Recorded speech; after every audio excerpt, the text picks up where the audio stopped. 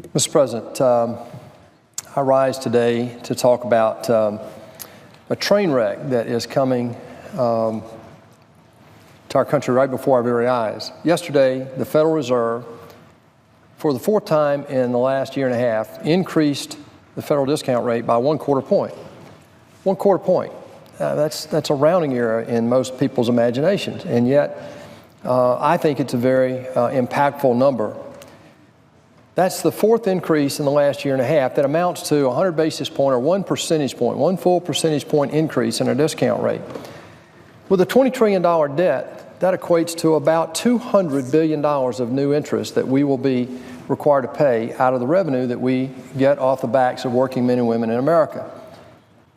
The $20 trillion debt I've risen on this floor to talk about a lot. But as we see what's happening now, we see the reality of what has been predicted over the last few years. And that is, as we start talking about growth in the economy, you see demand for capital and interest rates rising. We also see the Federal Reserve talking about adjusting their balance sheet, some $4.5 trillion on their balance sheets, the largest balance sheet they've had in history. Well, they're now talking about unwinding that.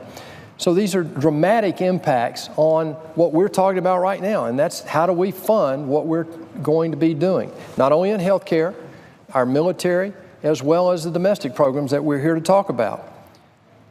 What's even more disturbing about the debt that we're talking about and the increases in interest is the structure of that debt, Mr. President. Over the last 8 years, the prior administration decided strategically to keep our bond portfolio that supports this debt, the bonds that we issue that pays for this debt, the average duration, the length of those bonds is under 3 years. Some 60% almost of all the government debt that we have in the United States today matures in 3 years or less. That means that these increases we're talking about are going to roll on us and the backs of the American taxpayer almost immediately. This is not something that's going to happen in 10 or 15 years, Mr. President. It's right here on us. Let me put that in perspective. Most every other country in the world that has significant debt, and there are a lot of them, not to the percentage that we do, have already dealt with this duration problem. The UK, for example, over the last 8 years, instead of going short when interest rates were virtually zero, they went long. 48% of the United Kingdom's debt is 20 years or longer in maturity. Again, 60% of our debt, because of the last administration's strategic decision to stay short, borrow short and spend long. That's a prescription for failure, Mr. President, in business and in government. But 60% of our debt matures in less than 3 years. That is a formula for absolute disaster, and that's what I'm talking about. But even more important than the debt and the duration and the way this these interest rate increases are going to impact us almost readily is the fact that we have about 43 days. I rose last week and called out that we had 50 days in. Today we have 43 days left in this fiscal year, working days in the Senate in this fiscal year before September 30th. That means that we have to fund the federal government for fiscal year 2018 by the end of September. Now, in the last 43 years, this body, Congress, has only done that 4 times, Mr. President, in regular order, according to the 74 Budget Act, only 4 times. But what's worse than that is that in the 43 days that we have, from an effective standpoint, we really only have 25 working days left in this Senate. I would argue that with the debt ceiling, with health care, with a tax package, with appropriation process, and the funding of the government, I just don't see any way that's possible, Mr. President. So I think that when we're talking to the American public, we need to come clean. I believe that, like in most years in the past, we're going to be pressured in this body again, just like we have 178 times. We've been forced into a continuing resolution in this body in order to get past some archaic financing limitation that we've had. So that means that we've got, by the end of September, to fund the federal government. Historically, only 4 times we've done that according to regular order. The other times, of the 43 years, either a CR or an omnibus was done, but 178 continuing resolutions got us past the end of the fiscal year, moved on to an omnibus of some sort, and then the release valve in all of those occasions was more debt, more spending. It's very difficult because the budget process itself is broken. And because of that, between now and the end of September, I personally, and I'm just a business guy, Mr. President, but I have no imagination of how we're going to fund this government by passing 12 appropriation bills. As a matter of fact, since 1974, this body has only averaged passing 2.5 appropriation bills a year out of the 12. Now, you tell me in the next 43 days we're going to pass 12 bills to fund this federal government? There's no way. And so my call to our colleagues here on both sides of the aisle is let's get busy right now. I don't care what the structure is as long as it's not a continuing resolution, because that ties the hands of our military. They cannot deal with that. It limits their ability to move money from one department to another. If they wanted to move money from armor to infantry, and just in the Army alone, they cannot do that, Mr. President. And with the risk that we face around the world today, that is an impossibility. So we're working feverishly right now to change the budget process. It will not affect us this year. This is something that we've got to get serious on right now. I just believe that we're poised to have a turnaround in this economy. Consumer confidence is up, Mr. President. It hasn't been higher at this level in 13 years. CEO confidence is higher than it's been in 15 years. And manufacturing confidence hasn't been this high in over 20 years. Why? Because they see some regulations being rolled back right now by this administration and this Senate. We've passed 13 bills out of 14 that we tried that pulled back onerous regulations. Right now, we had the Secretary of Treasury just this week tell us that some 70% of the limitations on our banks, not the controls that protect us against another 08 and 09 disaster, but the controls that are unnecessary in keeping capital tied up in small and regional banks unnecessarily. We have some $6 trillion not at work in this economy because of bad fiscal policy right here in Washington, Mr. President.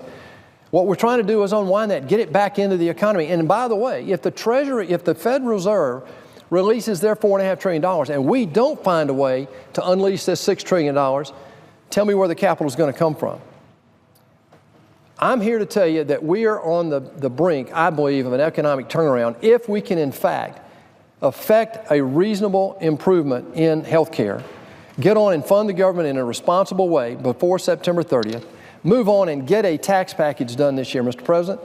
People right now are working on their budgets in business for fiscal year 2018 right now. By the end of their Q3, they will have that done. Their capital budgets, they go out many years, are being done right now too. So they're handicapping right now whether we will in fact get that tax package done. My argument is, let's get these things dealt with right now on a timely basis. The debt ceiling, funding the government, and move on to this tax package so we can in fact get that done so the business entities in our free enterprise system can in fact budget accordingly so that we can get some of these benefits into the economy as early as late next year. If we don't get that tax package done before Christmas, I don't believe we'll have any impact in fiscal 18 from that. Now, Mr. President, I have one other comment to make today. With the events this week, I would hope that our body would find a way to lower the vitriol, to lower the hysteria when we have a difference of opinion, to find a way to look at what we might agree on an issue as well as what we might disagree on. And yet, as I stand here today listening to some of the speeches just today, I'm shocked. Because it's business as usual in this body. The vitriol is a very high level. The misinformation is an extremely high level.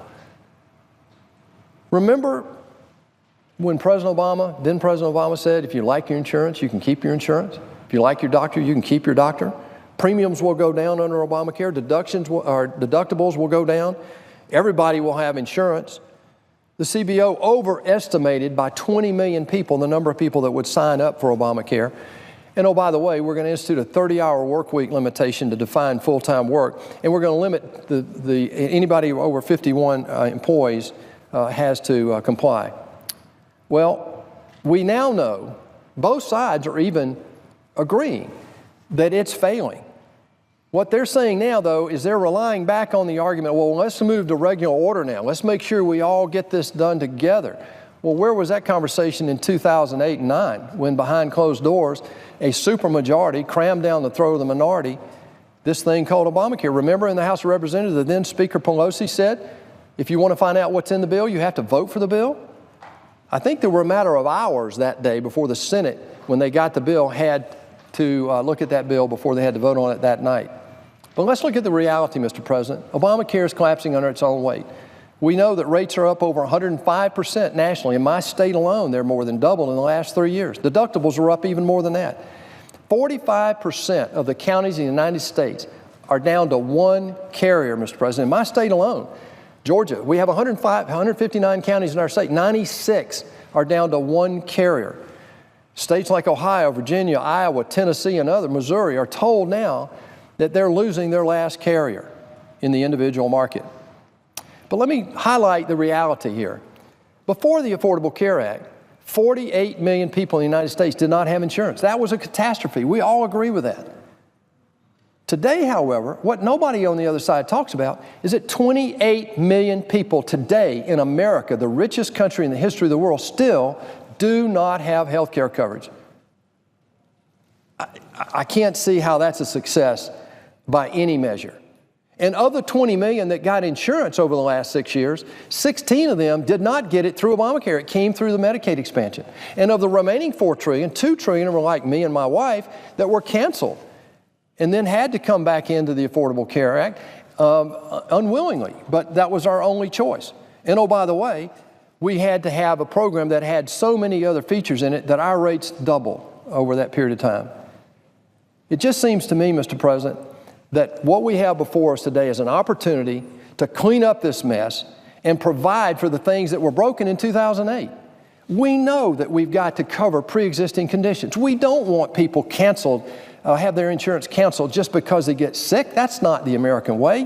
That had to be fixed, and we are going to continue that. People have to have access, though, Mr. President, and right now with the cost, many people are coming off of health care in the individual market because they simply can't make the financial equation work. The premiums are too much, and in my own family, one of my sons can't understand the deductibles, so the financial equation for the very people that need it doesn't make any sense. We can do things to get premiums down by allowing the free market to provide the types of services inside an insurance product that people actually want, and don't ask them to pay for products that they don't need. We've got to make sure Medicaid can be sustained long term. And lastly, I think that we've got to make sure that as we deal with the pre-existing conditions, that we make sure that everybody in America has health care, has access to health care. Nobody's talking about taking access away from the American people in terms of health care. But Mr. President, whether it's health care, the military, the VA, or any of our domestic programs, we have a serious funding problem. Our mechanism to fund the federal government is broken. It has never worked since 1974, except for 4 times, and that was prior to 1980, and we have to fix that. But right now, in 43 days between now and September 30th, we have to fund this government, or all this other rhetoric will be idle chatter. Mr. President, I yield the floor.